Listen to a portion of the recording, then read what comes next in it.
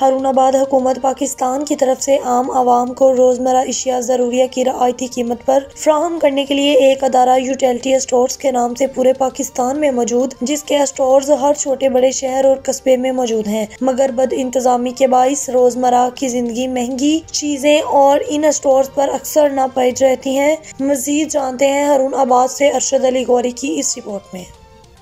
वतन अजीज़ में अवाम की सहूलत और इनको एशिया खुर्दनोश सस्ते दामों फराहम करने के लिए हुकूमती अदारा यूटिलिटी स्टोर कॉरपोरेशन, जिसकी शाखें पूरे मुल्क में मौजूद हैं, जिसके ज़रिए सालाना अरबों रुपए की सब्सिडी देकर चीज़ें अवाम को सस्ते दामों फराहम की जाती हैं, जो इंतज़ामी लिहाज से बुरी हालत में पहुँच चुका है। अवाम को दी जाने वाली रायती एशिया मसलन घी, चीनी, दालें वगैरह अक्सर इन स्टोर से नायाब रहती हैं, जिससे हुकूमती सब्सिडी अवाम को मिलने के बजाय करप्ट अनासर की जेब में चली जाती है। आए रोज यूटिलिटी स्टोर की एशिया आम मार्केट में फरोख्त होते पकड़ी जाती हैं, मगर जुम्मेदारान को सजा ना होने से ये सिलसिला जारी रहता है।